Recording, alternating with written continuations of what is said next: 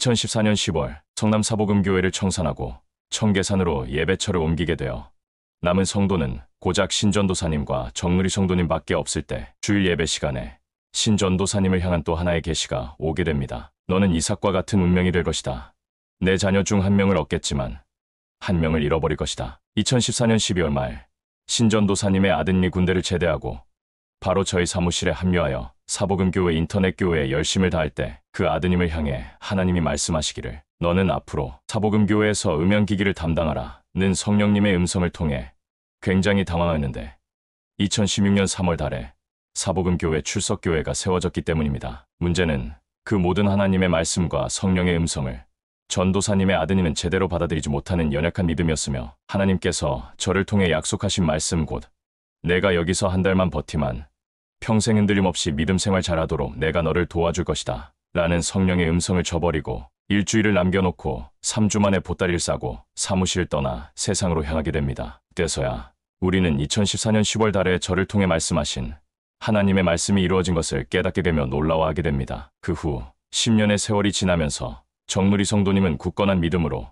사복음교회 중추가 된 반면 그의 동생은 믿음을 떠나 어떤 교회도 다니지 않는 불신자로 전락했기 때문입니다. 어릴 적부터 평생 교회를 다니던 자가 하나님과 전혀 상관없는 인생이 되었으니 에서가 이삭의 아들로서 야곱과 동일한 출발을 하였고 야곱과 별반 다르지 않은 믿음을 갖고 있었지만 에서는 에돔족의 조상으로 지옥 가는 민족의 조상이 되었으며 반대로 야곱은 이스라엘 족속의 조상으로 천국 가는 민족의 조상이 된 것입니다. 그러면 이런 모든 운명의 원인은 무엇일까요? 창세기 25장 28절 이삭은 에서가 사냥한 고기를 좋아하므로 그를 사랑하고 리브가는 야곱을 사랑하였더라. 고기를 좋아하므로 이삭은 에서를 마음에 들어 했는데 그 이유는 유복함의 상징인 고기 때문입니다. 유복함을 좋아하는 것이 죄가 됩니까? 예. 빌립보서 4장 12절 나는 비천에 처할 줄도 알고 풍부에 처할 줄도 알아. 모든 일 곧 배부름과 배고픔과 풍부와 궁핍에도 처할 줄 아는 일체의 비결을 배웠노라. 비천, 배고픔, 궁핍 이런 것들이 저주를 의미하지도 않으며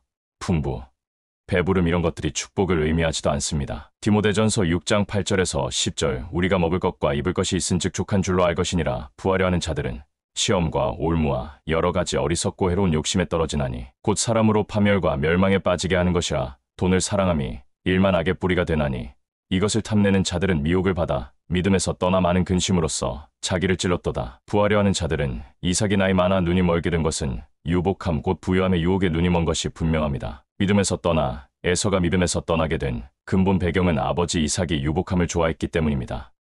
성경 어디에 이삭이 유복함을 좋아했다고 나왔나요?